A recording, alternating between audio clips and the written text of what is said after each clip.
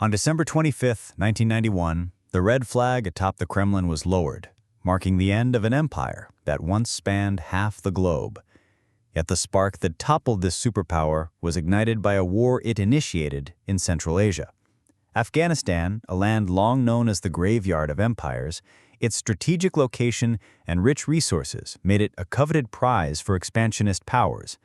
It wasn't until 1919, after nearly a century under British colonial rule, that Afghanistan reclaimed independence under King Amanullah Khan. But independence did not bring stability. Over the next 6 decades, the throne in Kabul changed hands 4 times. The turning point came when Muhammad Daud Khan, a military officer, overthrew the 200-year-old monarchy, establishing the Republic of Afghanistan and becoming its first president. Power, however, turned him into a dictator. He brutally suppressed political opponents, particularly the communists who had helped him seize control. On April 27, 1978, the People's Democratic Party of Afghanistan, PDPA, launched the Saur Revolution, toppling Daud's regime. A new state emerged, the Democratic Republic of Afghanistan. The government introduced reforms, from expanding education and healthcare to advancing women's rights, progressive steps on paper, but in reality, these clashed head-on with centuries-old Islamic traditions. Over 90% of Afghans were Muslim, 85% Sunni, 15% Shia, and a godless communist regime was unthinkable to most.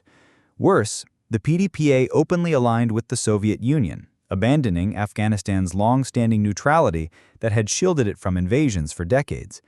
The regime's brutal crackdowns on dissent further eroded its legitimacy. From a force promising democracy, it morphed into another authoritarian state. The breaking point came in March 1979 when rebels in Herat killed about 100 Soviet advisors. The PDPA's response? A bombing campaign, killed over 24,000 civilians, fueling a fierce resistance. Resistance groups united under the banner of the Mujahideen, holy warriors. Within a year, 24 of Afghanistan's 28 provinces were in revolt. By late 1979, the opposition controlled 18 provinces. The PDPA clung to power only by leaning on its Soviet big brother. For Moscow, Afghanistan was more than an ally. It was a strategic buffer protecting its southern flank and a conduit for influence in Central Asia. Losing it would not only dent Soviet prestige, but also open the door for rivals like the US and China. Thus, in December 1978, Kabul and Moscow signed a friendship treaty, pledging mutual military and economic support. But aid couldn't save the crumbling PDPA. A year later, it teetered on collapse. The Kremlin faced a choice: watch its ally fall or intervene in an unwanted war. General Secretary Leonid Brezhnev chose the latter. In December 1979, the Soviet 40th Army crossed into Afghanistan, launching a bloody 9-year war. The Red Army's first target was President Hafizullah Amin, blamed for the chaos with his ruthless policies and suspected of leaning toward the West. Intelligence suggested he was cozying up to the US and Pakistan, Moscow's greatest foes. On the night of December 27, 1979, Operation Storm 333 eliminated Amin and his family. The PDPA installed Babrak Karmal, a Soviet loyalist, as the new leader. Far from calming tensions, Soviet intervention worsened them. To Afghans, the Red Army was no different from the British colonialists of a century earlier, foreign invaders imposing their will. For a nation accustomed to resisting empires, this was intolerable. Even neutral citizens joined the Mujahideen, turning the uprising into a national war. The Soviets aimed for a quick stabilization, but were sucked into an unwinnable guerrilla conflict. Afghanistan's terrain, 75% rugged mountains, neutralized Soviet tactics. The Mujahideen avoided direct combat, retreating to caves and launching hit-and-run attacks. The Soviets, ignoring lessons from America's Vietnam failure, repeated similar mistakes, using outdated, predictable tactics. The Red Army, once feared across Europe, was ambushed repeatedly. They lost ground control, relying on air superiority. Initially, the Mujahideen had no answer to Soviet air power, but then the US entered the fray with Operation Cyclone, funneling money and weapons through Pakistan. Arms, food, and ammunition poured into Afghan valleys. The game changer came in 1986 with FIM-92 Stinger missiles. Over 3 years, the Mujahideen downed nearly 500 Soviet helicopters and planes, stripping Moscow of its air advantage. The Soviets were unprepared, logistically, militarily, and in propaganda. Invading a sovereign nation without a convincing rationale isolated them globally. Even communist allies like China opposed the move, with Beijing seizing the chance to assert itself as a socialist leader. The invasion of a Muslim nation enraged the Islamic world, drawing Arab volunteers through Pakistan and turning the conflict into a global jihad against the godless empire. At home, Soviet discontent grew. Young men were drafted to die in a distant, unclear war. Corruption plagued the military, with officers selling weapons on the black market. Morale plummeted. By 1985, new leader Mikhail Gorbachev called the war a bleeding wound. He ordered a phase withdrawal completed by February 1989, when the last Soviet soldier left Afghanistan. The army that once crushed Nazi Germany and Japan retreated in humiliation. The Soviet withdrawal from Afghanistan was not merely the end of a failed military campaign, but a pivotal moment that unleashed a cascade of events, shaking the Soviet Union to its core. Sustaining the nearly decade-long venture in Afghanistan came at a staggering cost, both economically and politically. Estimates suggest over $100 billion was poured into the Central Asian desert, a colossal sum for a subsidized economy already stagnating.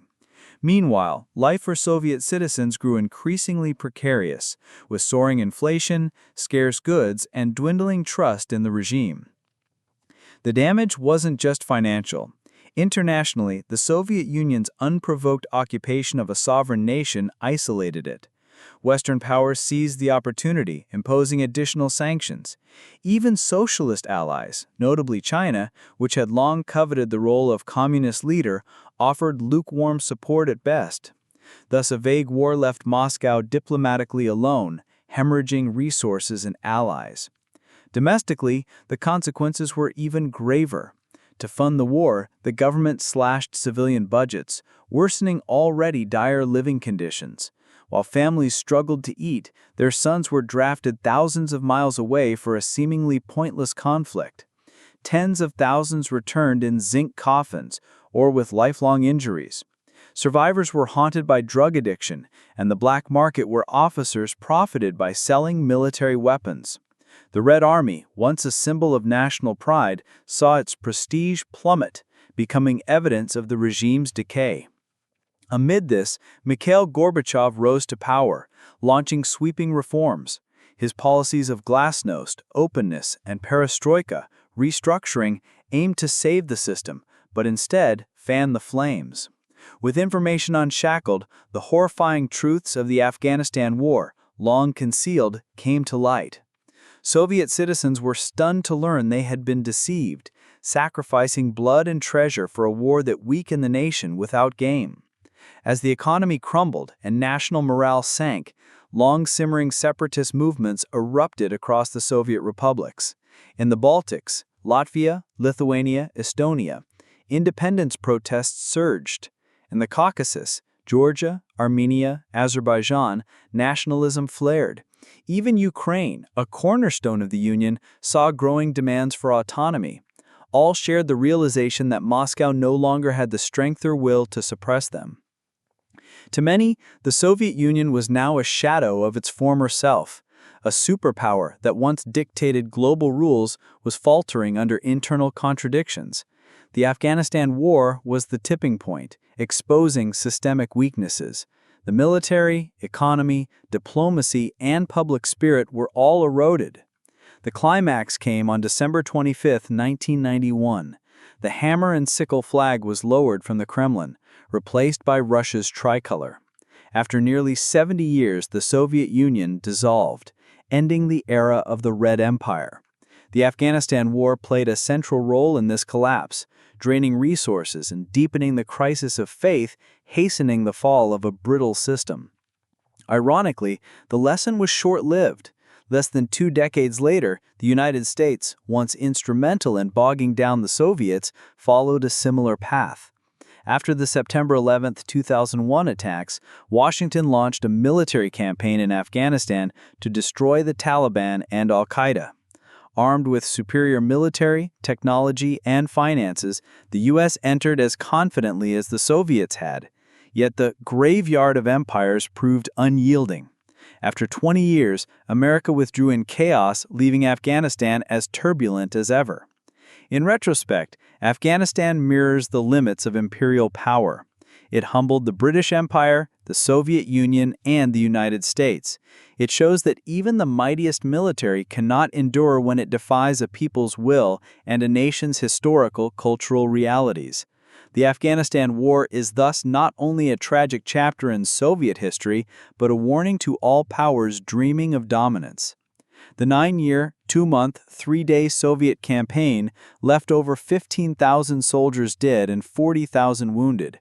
They returned defeated, and their nation edged closer to collapse.